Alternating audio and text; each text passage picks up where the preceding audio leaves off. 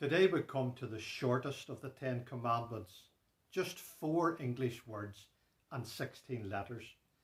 It's found in Exodus chapter 20 and verse 13, and this is what it says. Thou shalt not kill. It's a short sentence. It's a straightforward command. It's easy to understand, and one you would think that few people would quibble about. Yet it is estimated that almost 500,000 people each year globally are murdered. In some countries it is reported that around 10% of deaths are the result of murder.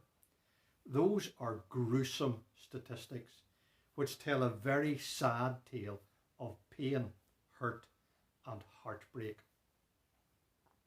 Unlawful killing is the oldest of crimes. It devastated the first family upon earth when the very first man who was born, Cain, he rose up against Abel, his brother, and he slew him. Genesis chapter 4. From his family there came another man called Lamech, who appeared to adopt a fairly casual attitude to killing when he composed a poem which said, I have slain a man to my wounding, and a young man to my hurt, later in Genesis 4.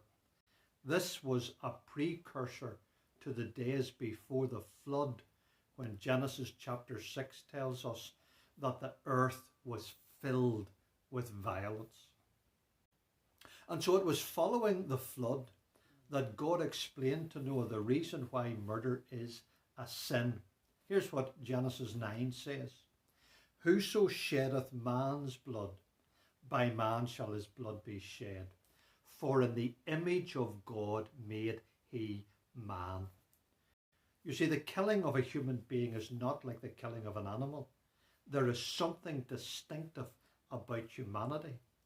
Every human being bears the stamp of God upon him.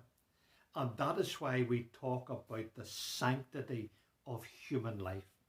Humans do not have value simply because of what they can do or what they can achieve. They have that value because of what they are.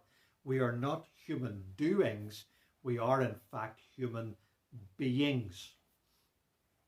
Now in the West, by and large, murder rates appear to have fallen in recent decades, but other forms of killing have seen a corresponding rise. If you think that the murder statistics are tragic, and unquestionably they are, let me provide you with another statistic. In Belgium, which made euthanasia legal in 2002, the numbers of people being assisted in ending their lives, which actually means being killed, has grown to 2,655 in 2019. That's more than double the number of murders in that country. And here is another figure from a study published in The Lancet.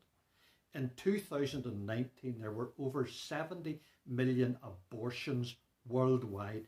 That is an appalling figure. Can it really be the case that killing is becoming mainstream in our society? But lest we think that this command is somewhat remote to most of us, let me finish by quoting the Lord Jesus' commentary on the 6th commandment as we read it in Matthew chapter 5. Ye have heard that it was said by them of old time, Thou shalt not kill.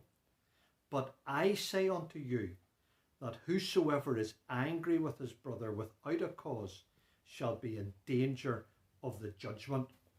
The Lord Jesus is not saying that anger is as bad as murder, but what he is reminding us is that the seat of every action is a thought, and murder begins with hateful and murderous thoughts.